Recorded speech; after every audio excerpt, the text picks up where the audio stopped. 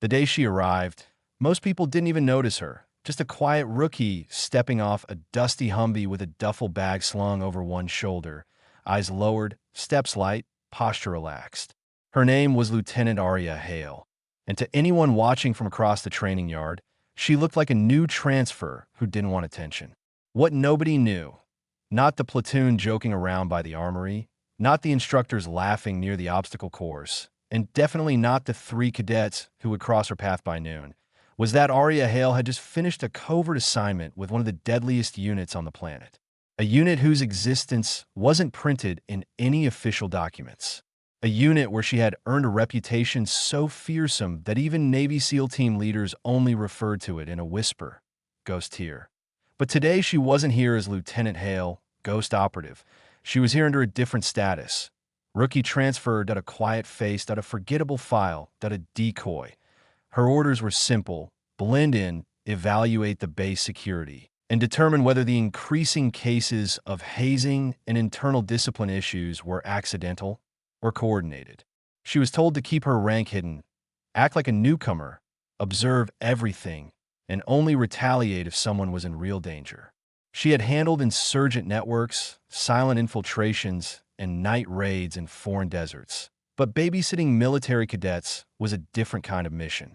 One she didn't want, but one she accepted because duty wasn't something you walked away from. As she crossed the base grounds, a few cadets whispered to each other. She's tiny. She looks like she's 16. Probably another desk job rookie. Easy pick. Aria didn't react. She didn't need to.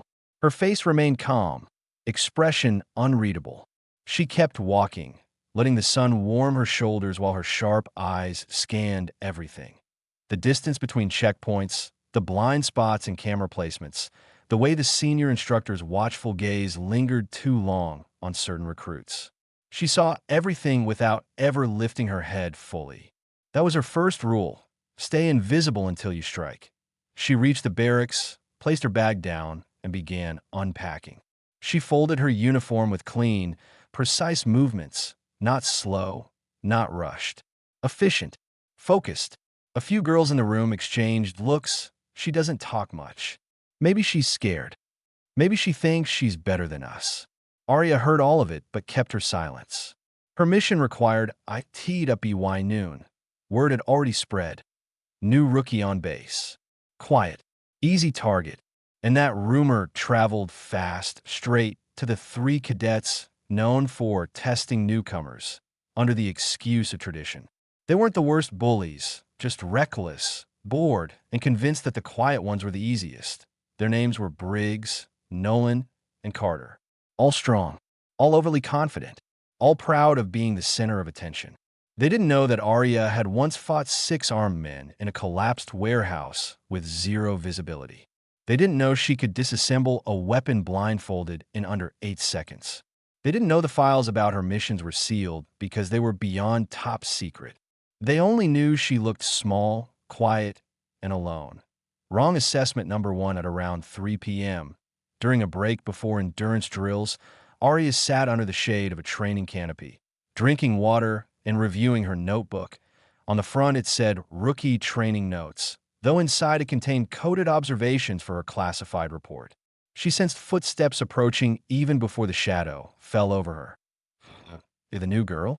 Briggs asked, smirking. Aria looked up, face neutral. Yes. You don't talk much, do you?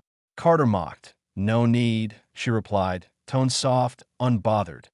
Nolan grinned. She's shy. Aria closed her notebook slowly. No, just observing. They exchanged a look. They took that as weakness. Another mistake. Briggs leaned down and plucked the notebook from her hands. Observing what? How fast we can make rookies panic. Aria exhaled softly, not irritated, just disappointed. She knew this type. She knew exactly how their confidence worked, how their energy fed each other, how they always underestimated the quiet ones. She stood up, small compared to Briggs's broad frame.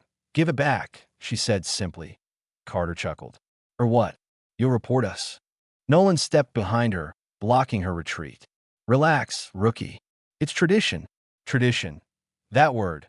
Aria hated it when people used tradition as an excuse for stupidity. Briggs pushed her notebook against her chest. Want it? Try taking it. She looked at each of them calmly. She could end this in 4 seconds. Maybe 3. But her mission gave clear instructions. Not to engage unless absolutely necessary. So she tried diplomacy first. You don't want to do this, she said. Not today. Briggs smirked. Why? You gonna cry? No, she answered. I just don't want you to get hurt. For a moment, they froze. Then laughter. Oh, the rookie has attitude. Man, she's adorable. Come on, let's see what she's got. That was the final mistake. Briggs reached out to grab her arm that he shouldn't have, because in the space of a heartbeat, before any of them could blink, Arya shifted her weight, stepped in, rotated her body, and used Briggs's momentum to flip him over her shoulder. He hit the ground so hard the wind blasted out of him. Carter and Nolan flew backward in shock.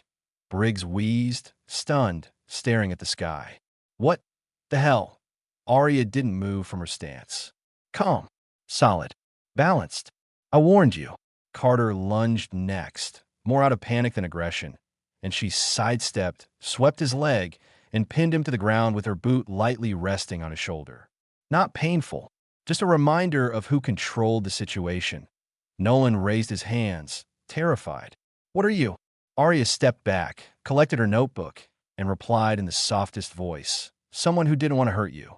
But the commotion drew attention, cadets whispering, instructors watching, and the senior drill sergeant marching over. What is going on here? He demanded. Briggs, humiliated, jumped to his feet. Sir, she attacked us. The drill sergeant turned to Arya. Is that true, rookie? Arya stubitao. No, sir. They initiated physical contact. I only defended myself. The sergeant narrowed his eyes. Is that so? Briggs spluttered. She threw me. Nobody can throw me like that. The sergeant raised a brow. Is that right, Hale? Arya simply waited. She didn't flinch, didn't over-explain, didn't look guilty. She just met the sergeant's eyes. And that's when something happened that stunned everyone. The sergeant's expression changed. Not to anger, but recognition that a flicker of respect flashed in his eyes. He had seen her name before. Somewhere deep in the system. Somewhere where access was restricted to clearance-level elites. He exhaled slowly and said only one line. Briggs, you just picked a fight with the wrong person. The cadets stared, confused. The sergeant turned to Arya. Lieutenant, your arrival wasn't supposed to be noticed. But I guess some people learn better the hard way. Briggs's jaw dropped. Lieutenant. Carter froze like a statue. Nolan turned pale. Arya sighed quietly. Her cover was blown, but honestly, it was about time. This base needed a wake-up call. She addressed the cadets directly. You 3 aren't bad soldiers. You're just undisciplined, reckless, and you mistake silence for weakness. Don't do that again to anyone. They nodded, speechless. By evening, the entire base whispered about her. The rookie who wasn't a rookie.